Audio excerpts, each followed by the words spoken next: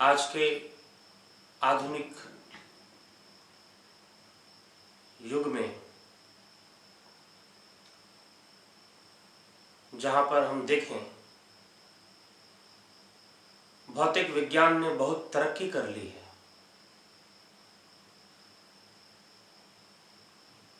मनुष्य का जीवन आज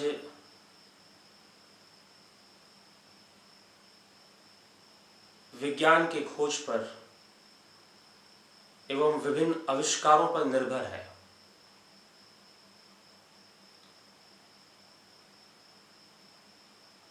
बहुत सारे उपकरण जो कि वैज्ञानिकों के द्वारा बनाए जा चुके हैं, उनका आविष्कार हो चुका है और मनुष्य एक वैज्ञानिक युग में अपना जीवन बिता रहा है। कई तकनीकें हैं, टेक्नोलॉजीज हैं, जिसके बीच में आज के मानव समाज का जीवन व्यतीत हो रहा है। लेकिन प्रश्न उठता है, क्या मनुष्य समाज के साथ समस्याएं हैं? इतने सारे वैज्ञानिक उपकरणों का आविष्कार, साथ में मेडिकल साइंस जिसने बहुत सारी बीमारियों की दवा आज ढूंढ ली है, तो क्या मनुष्य को कोई रोग नहीं लग रहा, कोई बीमारी नहीं लग रही? अगर हम गौर से देखें तो हम देख पाएंगे कि आज के समय में जहां एक तरफ बहुत सारे वैज्ञानिक खोज हो चुके हैं, जहां पर बहुत बड़े बड़े आविष्कार हो चुके हैं, इंटरनेट जैसी तकनीक जहां काम कर रही है, एक क्षण के भीतर कोई भी संदेश आप हजारों मील की दूरी पर आप भेज सकते हैं। पृथ्वी के एक कोने से दूसरे कोने पर किसी संदेश को ले जाने के लिए कोई समय नहीं लगता। आज के समय में internet, touch screen, mobile phone, smartphone, computers, तरह तरह के नई तकनीक दिन पे दिन बनते जा रहे हैं और मनुष्य का जीवन बहुत ही सरल होता जा रहा है। एक तरफ तो ये सब दिखाई देता है, लेकिन दूसरी तरफ साथ ही साथ एक और बात नजर आती है कि इतने आविष्कार, इतने वैज्ञानिक खोज होने के बाद भी मनुष्य का जीवन जो सुखी होना चाहिए वो सुखी नहीं हो पा रहा, जो शांत होना चाहिए वो शांत नहीं हो पा रहा। ये सत्य बात है कि आज से 100 वर्ष पहले हम सुनते थे कि किसी गांव के अंदर महामारी फैली, कोई बीमारी फैली और उस बीमारी से सैकड़ों लोग मर गए, क्योंकि विज्ञान के पास उस बीमारी को दूर करने की दवा नहीं थी। विज्ञान विकसित हुआ, दवाएं खोजी गई, उनका आविष्कार हुआ, उनको बनाया गया और कई बीमारियों को आज मनुष्य ने पीछे छोड़ दिया है। आज वो खबर नहीं मिलती कि कोई महामारी फैली, कोई बीमारी फैली, गांव के अंदर, शहर के अंदर लोग मर गए। उस तरह की बीमारियां नहीं, हाँ दूसरे तरह की बीमारियों ने आज अपना स्थान बना लिया है, जगह ले लिया है। ये बात सत्य है। कहने का तात्पर्य यह है कि मनुष्य की समस्याएं इतना विकास करने के बाद, इतनी टेक्नोलॉजीज, इतने तकनीक, मेडिकल साइंस की दवाइयों में विकास, नए नए तकनीक आ रहे हैं ताकि मनुष्य के जीवन को सुखद बनाया जा सके, लेकिन फिर भी मनुष्य का जीवन सुखद हो नहीं पा रहा है। ये सत्य बात है कि आज से 100 वर्ष पहले जो बीमारियां थी वो बीमारियां तो आज नहीं रह गई, लेकिन दूसरी नई बीमारियों का जन्म हो चुका है। दूसरी नई बीमारियां आज अपना स्थान बना चुकी हैं समाज में और मनुष्य जाति को दुखी कर रही हैं। तो प्रश्न ये उठता है कि आखिर इन समस्याओं का हल क्या है? कब मनुष्य को इन समस्याओं का हल प्राप्त होगा पूरी तरह से?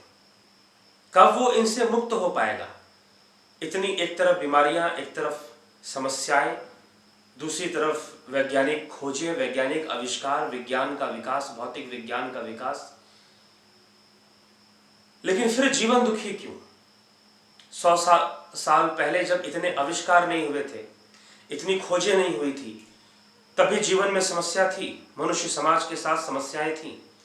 और आज जब विज्ञान इतना विकसित कर चुका है, विज्ञान जब इतना आगे बढ़ चुका है, फिर भी मनुष्य जीवन में समस्याएं हैं।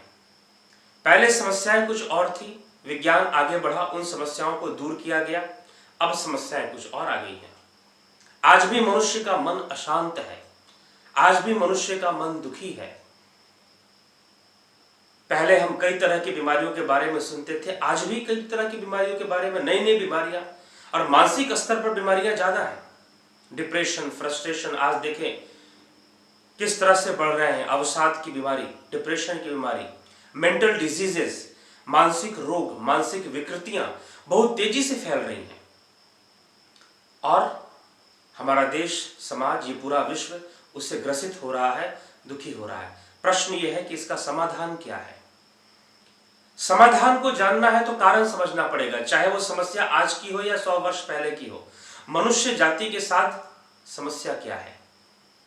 आज के समय के अनुसार हम देखें तो मनुष्य जाति ने भौतिक विकास बहुत कर लिया है, बहुत भौतिक विकास कर लिया है। और भौतिक विकास करने के कारण उसका जो सारा ध्यान है वो इस भौतिक जगत पर है, अर्थात फिजिकल साइंस पर है, एक्सटर्नल वर्ल्ड पर है, बाह्य जगत पर है। लेकिन ये संपूर्ण संसार द्वैतमय है, डुअल है। लॉ ऑफ डुअलिटी वर्क करती है। और जब हम एक तरफा हो जाते हैं तो हमारे जीवन के अंदर असंतुलन आता है, और यह असंतुलन हमें दुख पहुंचाता है। जीवन के अंदर जो दुख है, जीवन के अंदर जो अशांति है, उसका कारण क्या है? उसका कारण है जीवन में असंतुलन। जब असंतुलित माहौल बनता है, हमारे शरीर में कोई असंतुलन आता है तो हमको बीमारियां लगती हैं।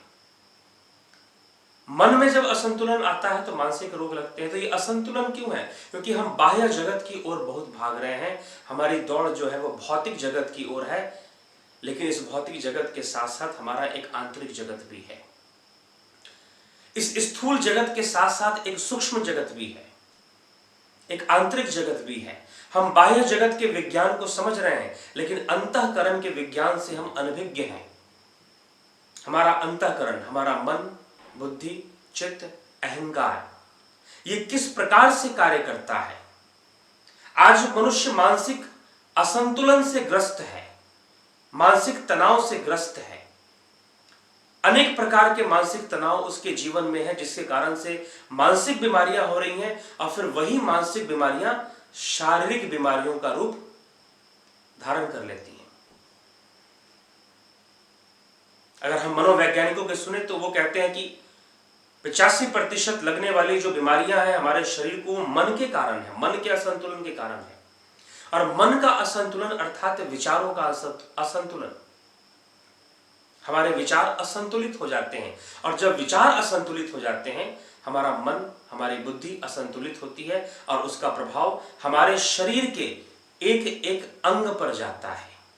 और फिर जो आजकल हमें बीमारियां सुनने को मिलती हैं, डायबिटीज किसी को हो गया, किसी को टेंशन है, किसी को हाई ब्लड प्रेशर है, किसी को डिप्रेशन है, और उसके कारण फिर दूसरी बीमारियां पैदा हो रही हैं। तो ये जो बीमारियां हैं, ये जो रोग हैं, ये जो मानसिक रोग हैं, ये हमें लग रहे हैं क्योंकि हमारे जीवन में असंतुलन, किस बात का असंतुलन है? कि हमारा ध्यान भौतिक जगत में है, हमारा ध्यान बाह्य जगत में है, लेकिन हमारा ध्यान अंतर जगत में नहीं है। हम अंतःकरण के विज्ञान को समझने का कोई प्रयास नहीं करते, लेकिन फिजिकल साइंस के विज्ञान को समझने के लिए हम पूरी बुद्धि लगाते हैं। लेकिन अपने मेंटल साइंस को समझने के लिए, मानसिक विज्ञान को समझने के लिए, मन के विज्ञान को समझने के लिए, विचारों के प्रवाह, विचारों की जो प्रवाह की जो प्रक्रिया है, थॉट प्रोसेस जिसे हम कहते हैं, वो किस प्रकार से हमारे भीतर ही भीतर कार्य करता रहता है और हमारे भीतर ही भीतर कार्यरत होता है, हम इसको समझने के लिए प्रयासरत बिल्कुल नहीं है। और ये नहीं होने के कारण, अंतर जगत का ज्ञान नहीं होने के कारण, अंतःकरण का ज्ञान नहीं होने के कारण, स्वयं का ज्ञान नहीं होने के कारण, कि हमारा किस प्रकार से मन हमारी प्रतिक्रिया देता है, मन किस तरह से कार्य करता है, मन की कमजोरियां क्या हैं और मन की शक्तियां क्या हैं, कैसे मन कार्य करता है। यह मन, इस मन के विषय में कहा गया कि मन ही ईश्वर, मन ही देवता, मन से बड़ा ना कोई। मन उजियारा जब जब फैले, जग उजियारा हुए। अर्थात ये मन अत्यंत ही शक्तिशाली है। यही देवता है, यही शैतान है हमारे भीतर बैठा हुआ, यही ईश्वर स्वरूप है। लेकिन किस प्रकार से, कैसे इस मन की शक्तियों को जागृत किया जाए, कैसे इस मन के विकृतियों को, मन की प्रक्रिया अगर हम समझ लेंगे, कोई भी वस्तु कैसे कार्य करती है अगर हम जान लेंगे और उसके साथ हम वैसा ही व्यवहार करेंगे, तो निश्चय ही उसको अच्छा रखा जा सकता है, उस पर नियंत्रण किया जा सकता है। वैसे ही जब हम मन के विज्ञान को समझ लेंगे, अंतःकरण के विज्ञान को जान लेंगे, तो निश्चय ही हम अपने आप को ज्यादा बेहतर बना पाएंगे, ज्यादा बेहतर जीवन जी पाएंगे, ज्यादा उत्कृष्ट जीवन जी पाएंगे, ज्यादा सुखी, शांत और अपने आप को स्वस्थ अथवा निरोगी हम बनाकर अपने जीवन को सफलतापूर्वक जी पाएंगे। इसलिए ये जो एक अज्ञानता है, जो इग्नोरेंस है, अनभिज्ञता है, अंतःकरण के विज्ञान की ओर, मन के विज्ञान की ओर, आत्मा के विज्ञान की ओर, स्पिरिचुअल साइंस के प्रति जो एक इग्नोरेंस है हमारा, ये हमारे दुख का कारण है।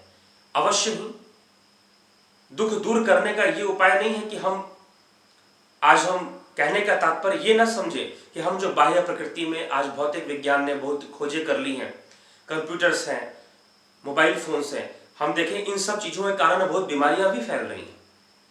अभी पीछे चाइना से एक न्यूज आया कि चाइना के अंदर बहुत सारे बच्चे मानसिक रोग से ग्रस्त हैं, मोबाइल फोन, स्मार्टफोन यूज करने के कारण। वो दिन भर लगे रहते हैं और इस कारण से एक मानसिक विकृति उनके अंदर आ रही है।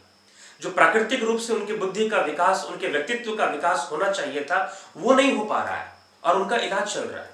तो हमारी आने वाली पीढ़ी के लिए बहुत बड़ा खतरा है अगर हमने इस विषय पर ध्यान नहीं दिया। बच्चों को तो हमने भौतिक, फिजिकल साइंस का नॉलेज दिया, भौतिक विज्ञान का बहुत ज्ञान दिया, लेकिन उनको अंतःकरण का ज्ञान हम नहीं दे पाए।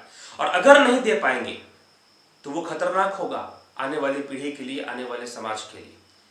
तो इसलिए हम आज से अगर प्रयास करें तो अवश्य ही हम इस दशा को सुधार सकते हैं। और इस दशा को सुधारने के लिए ये आवश्यक नहीं है कि अगर हम स्मार्टफोन का इस्तेमाल करते हैं या इंटरनेट का ज्यादा इस्तेमाल करते हैं तो हम उसका इस्तेमाल करना ही छोड़ दें। इस्तेमाल करना छोड़ देना या इस्तेमाल को छोड़ देना, इन सब उपकरणों का त्याग कर देना, ये कोई समस्या का समाधान नहीं है। कुछ लोग उपाय बताते हैं कि भाई छोड़ दो इन सब चीजों को, तो इन सब चीजों से जो बीमारियां उत्पन्न हो रही हैं वो नहीं होंगी, वो दूर हो जाएंगी। बात तो कुछ हद तक सत्य है, लेकिन इससे मनुष्य मन की समस्याओं का समाधान नहीं होगा। मानव जाति के साथ जो समस्याएं हैं, जो बीमारियां हैं मानसिक, शारीरिक, वो दूर होने वाली नहीं है। वो रहेंगी, वो तब तक रहेंगी जब तक हम अंतर के विज्ञान को भी समझने का प्रयास नहीं करेंगे, मात्र बाह्य जगत के विज्ञान को समझने का प्रयास करेंगे।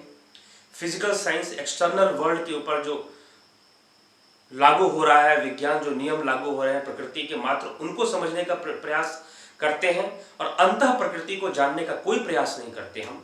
यही हमारे साथ दुर्भाग्य है। और जब तक ये स्थिति बनी रहेगी, जब तक ये इग्नोरेंस बना रहेगा, जब तक ये अज्ञानता बनी रहेगी कि हम बाहर की चीजों को समझने का ज्यादा प्रयास करना और अंतर की चीजों का नहीं, अंतः प्रकृति को न समझना, बाह्य प्रकृति को हमेशा समझने के पीछे लगे रहना और अंतः प्रकृति के प्रति अनभिज्ञता रखना, तो ये जो है हमारे लिए घातक है।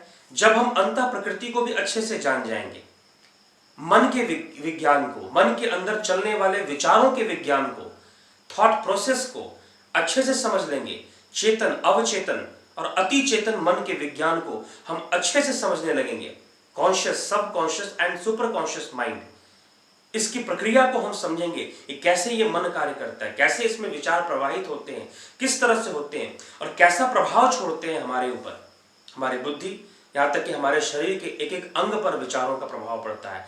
तो उसको हम जब जानना शुरू कर देंगे, उस विज्ञान को समझना शुरू कर देंगे, तो फिर इस मन को नियंत्रण में लाना, अंतः प्रकृति को समझना और अंतर के ज्ञान को प्राप्त करना कोई कठिन नहीं रह जाएगा, कोई नामुमकिन नहीं रह जाएगा।